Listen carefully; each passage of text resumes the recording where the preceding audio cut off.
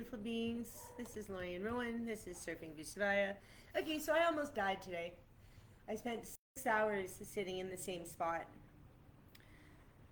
Having an asthma attack, I didn't realize. Yeah, anyway, having an asthma attack, lots of different factors. And those last few weeks, I felt like I was back in my 14 years of isolation. For those of you who don't know, I had Lyme disease, and it made me anaphylactically allergic to wheat, which meant I couldn't get on a bus. If I got on a bus and someone had just gotten out of Tim Hortons and had a bagel and they were anywhere on the bus and I breathed it in, that meant that my lungs would start closing and I'd have to use an EpiPen, and I might have to go to the hospital, but I had the hospital kit at home. So I just spent 14 years in isolation, and anytime I did go out, I knew that it was going to cost me $300 or $400 in medication and an all near-death experience. And so, the last time I died was in 2012, and I was dead for 30 minutes. There was 10 minutes in the ambulance and 20 minutes of them using the paddles on me in the hospital, and I watched for the end of it. I was outside my body and I watched them. And then I watched them busying around and I could hear them. And then when I saw myself, I immediately went back into my body. And then I was in a coma for 3 days. That was a lot of fun.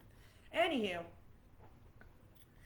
so this is like a flashback. This is like a me that doesn't exist anymore. And yet I'm still here. So part of it is that I have a tooth I broke like a year and 3 months ago or something like that, 4 months ago. And it keeps getting infected, and I'm so good with my herbs and I'm so good with my practices to myself, I'm able to get rid of the infection. But then of course it comes back because stuff gets in the tooth. And it's just one of those things keep coming up. I had the therapeutic need to take care of all the different ways I've been taking care of myself since my experience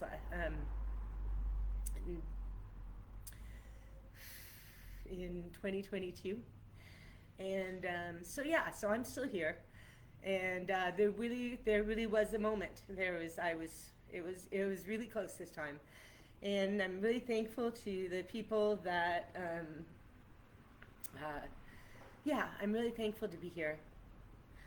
Really thankful to my angels and my guides and my rishas, into life. And I'm thankful to be here. But it's amazing, like the things that come up in the 6 hours of continuous meditation. I couldn't move or do anything, and all I could do was listen to this meditation on repeat to try and calm myself as my body went through different waves, breathing a little bit and then closing up again, and dealing with the anxiety, the other things that come from that. These times can be really hard, These things impact physically, Sometimes we have so much going on and we just don't have time to take care of it all, right? We need each other.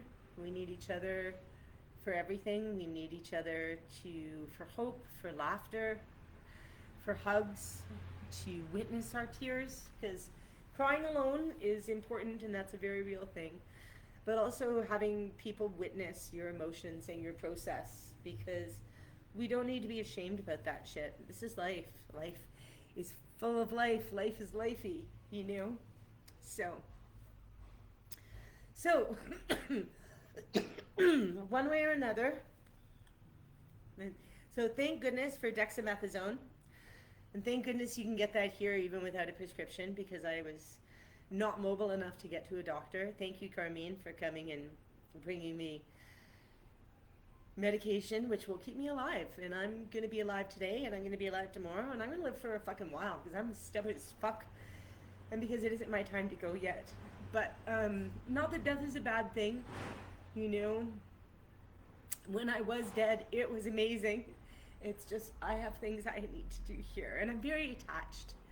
I'm very concerned, I love this world very much, and the state of things and the state of a lot of people that I care about it concerns me, it worries me, and I let that weigh too heavy upon me, you know. And you know, gay Catholic school, Catholic girls. Frank Zappa was right about so many things, and you know, if I could only save the world, you know, if I could only save the world. Well, I am the world, so I'm gonna save myself right now, and I could use some help. Um, I could use some help. So, but I'm glad to be here. I'm glad to be alive. And I'm blessed and I'm incredibly thankful. And yeah, I'm glad to be alive. And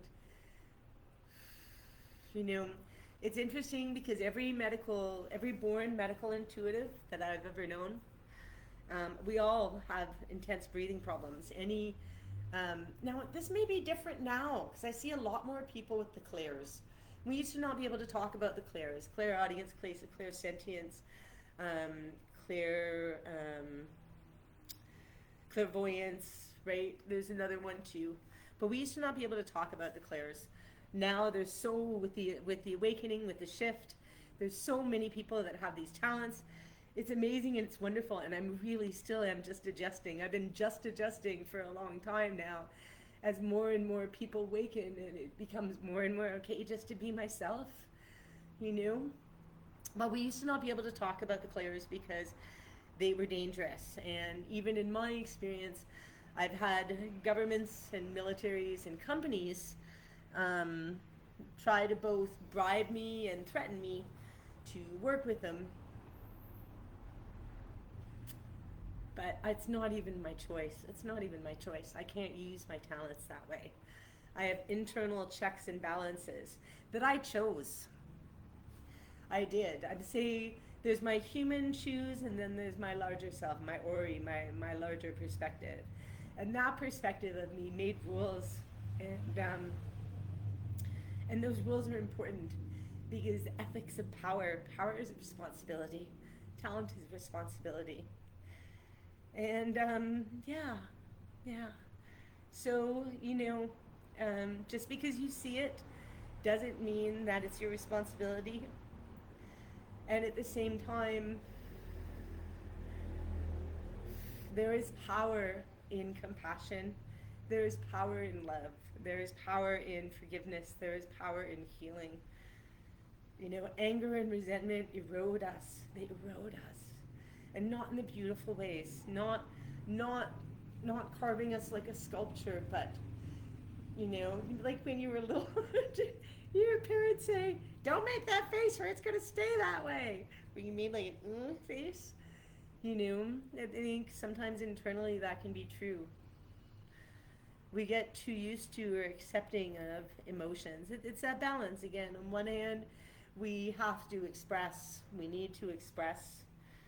We can't. Repression doesn't help. It just tucks it away and it rots back there.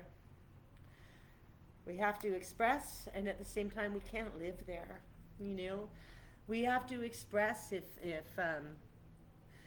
express the hurt, the pain that come from betrayal, that come from terrible things. You know, and at the same time, we can't um, we can't live in that pain because that pain is only a small part of life. I'm 51 years old. Most of my life is bliss and miracles and incredibleness. You know, these moments of hurt and pain, they're just moments, and I know they'll be past. I know that tomorrow is another day. I know that my life is filled with so many miracles, and I just have to keep going. I just have to keep breathing. I just have to keep being willing to keep going. So that's what there is. I have braids are the best because I haven't done my hair in like 5 days, and every day I think it looks more fabulous. So, Lauren Rowan, Surfing Vuzuvaya, I love you and I'm with you, and I know that you're with me because I can see you, I can feel you, and thank you because I could feel when I put up the post asking for help. I could feel the energy start pouring in. So whoever you were, I accept and thank all your blessings. Now.